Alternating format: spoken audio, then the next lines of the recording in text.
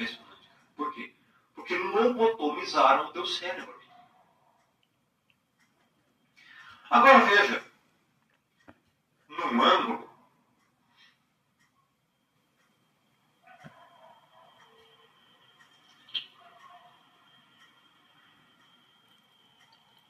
desse aqui,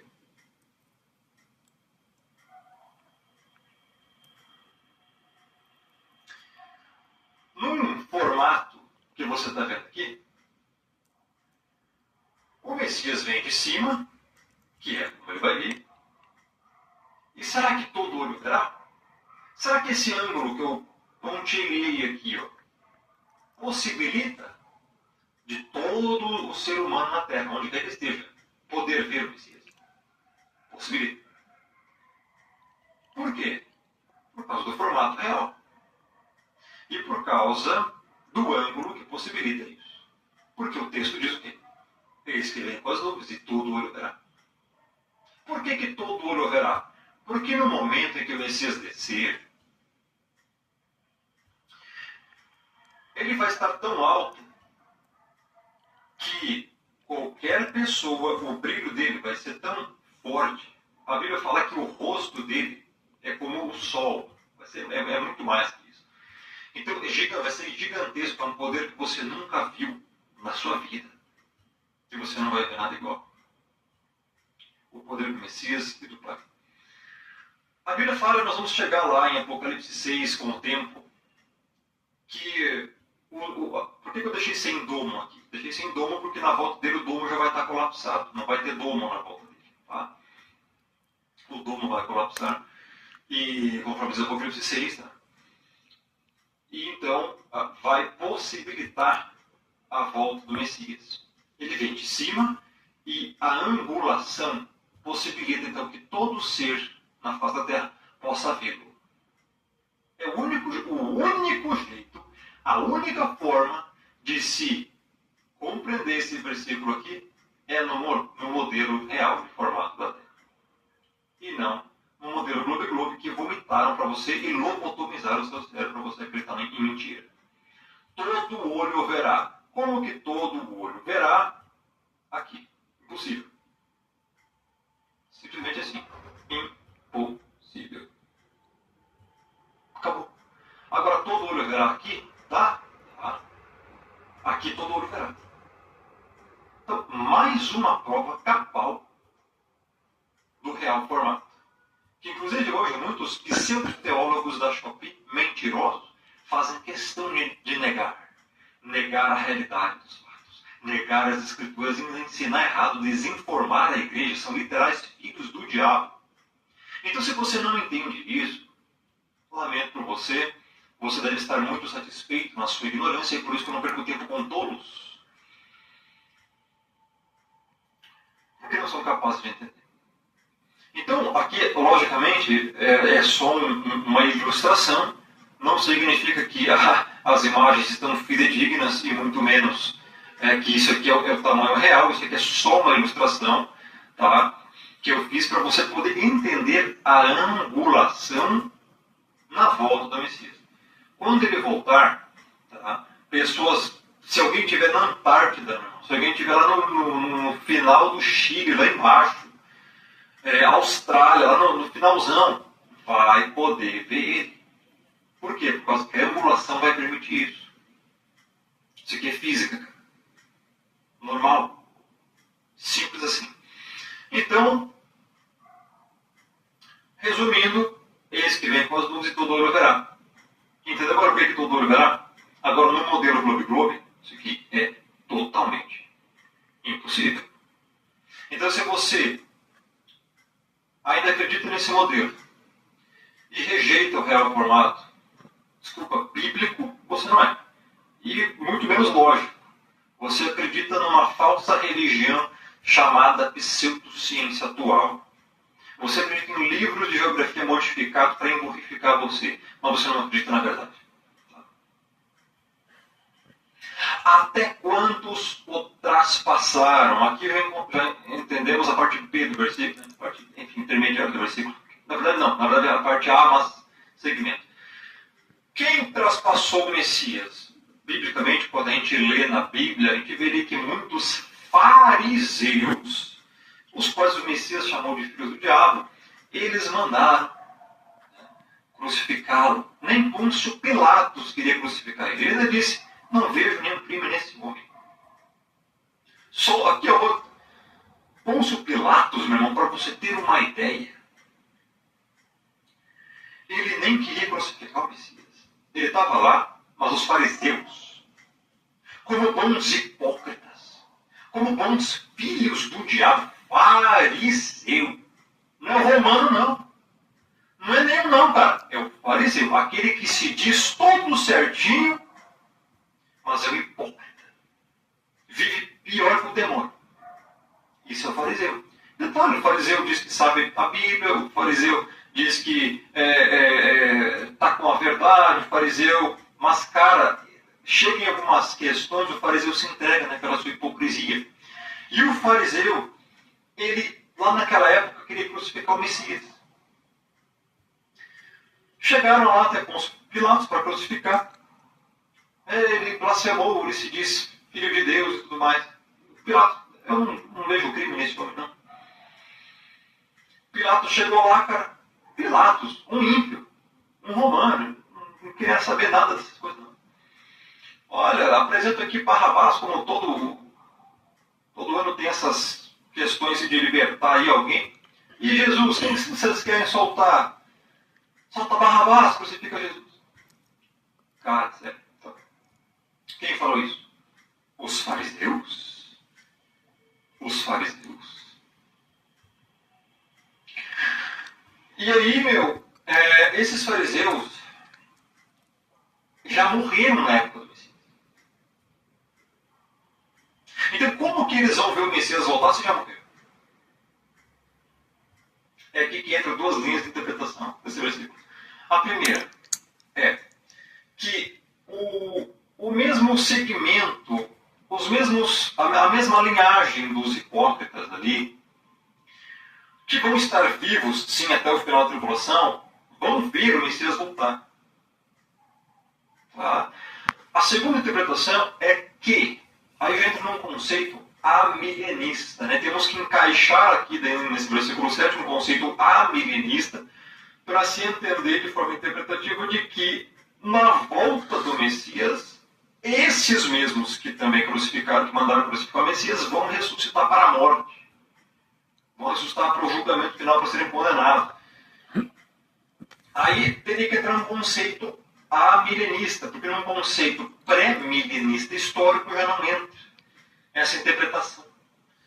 Então, a Bíblia, meu irmão, ela não dá todas as respostas. E chega nesses pontos aqui, você tem duas linhas de interpretação. E são duas um pouco diferentes.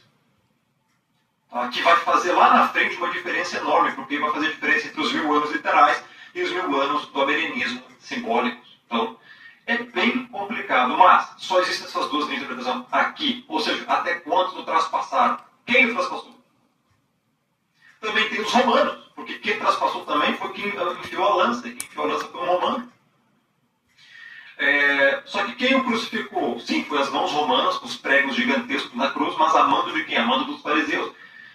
Então, assim, tem uma questão que... o versículo continua dizendo assim, ó, e todas as tribos da terra se levantarão sobre ele, certamente, amém. Já está falando que é todas as tribos da terra. Logo, todos os povos da terra, no final dos tempos, que é onde nós estamos vivendo hoje, é o fim dos tempos, todos os povos vão ver o Messias voltar. Os que estiverem vivos. Tá? Pessoas que estiverem vivas no mundo inteiro, é isso que significa, vão ver o Messias voltar. Então, assim, claro que isso aqui vai ser bem no final da tribulação, tá? Muita gente ainda vai morrer para chegar esse tempo. Tá? E eu digo morrer de forma assassinada, tá? Não é morrer de velhinho, não só. É assassinado mesmo. Estamos adentrando para esse período. Então, também, quem o traspassou? Nossos pecados. Indiretamente, praticamente, causa da crucificação do Messias.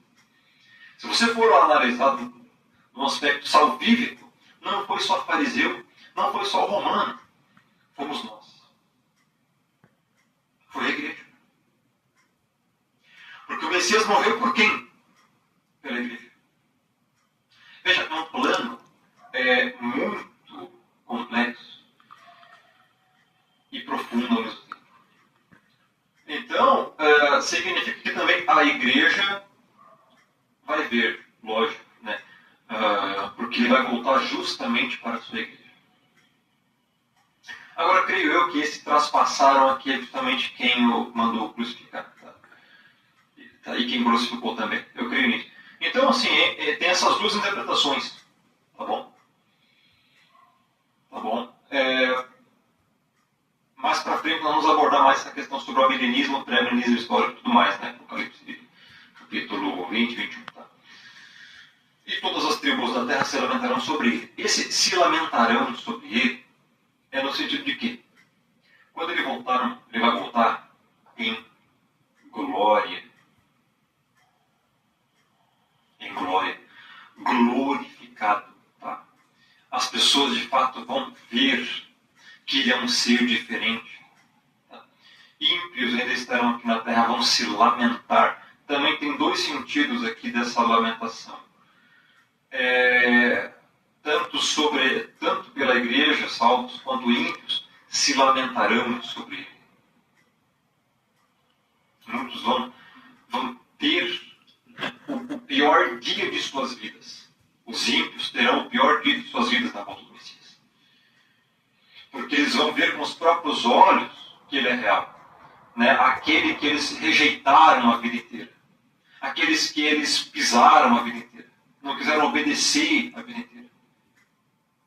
Simplesmente trataram como se o Messias fosse alguém qualquer, um ser que está no céu bonzinho e morreu por todo mundo e é obrigado a salvar todo mundo e tudo mais, e ele é tolerante ao pecado entendeu? Só amor e mal compreendido. Essas pessoas se lamentarão. Terrível. Vai ser um horror isso aqui. A todos os ímpios, a todo mundo que hoje está vendo esse vídeo aqui, entenda. Quando o Messias voltar, ele vem para salvar a sua igreja. Mas trazer juízo aos ímpios que não receberam, que não obedeceram, que não o amaram, que não tiveram ele como seu Senhor e Salvador. Eu pergunto, você ama o Messias? Você tem ele como seu Senhor? E a questão de Senhor está ligada ao grego doulos, que é escravo. A Bíblia fala do escravo, doulos, o Senhor.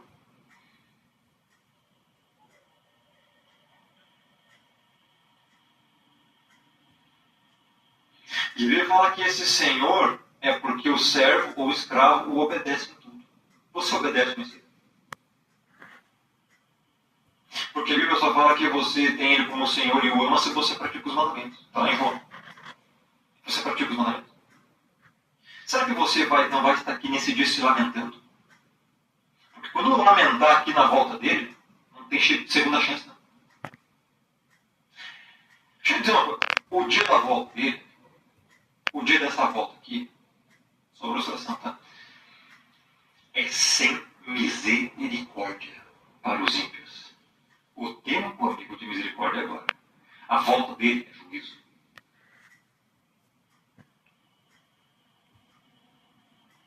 É graça, misericórdia, bondade, benignidade para a igreja.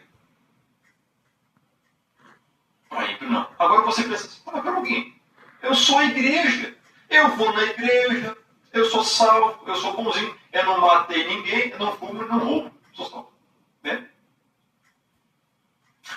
O próprio Messias falou nos evangelhos, Mateus, sinóticos, aquele que ama o pai ou a mãe mais do que a mim não é digno de mim. Aquele que ama o filho ou a filha mais do que a mim, também me diga.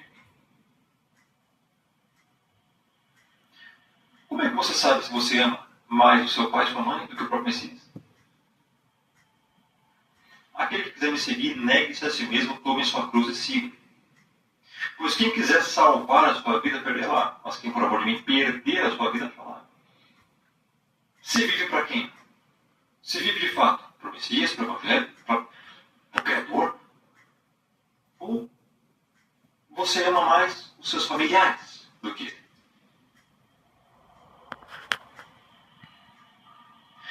Você está entendendo o nível de amor que ele requer? Não é o que você acha não, cara. É o que está na Bíblia. Então hoje eu vejo cada atrocidade nesse mundo por parte justamente daqueles que se dizem cristãos, filhos do Pai, cometendo crimes, calúnias, perseguições à própria igreja e se diz salvos. Como é que pode um negócio desse?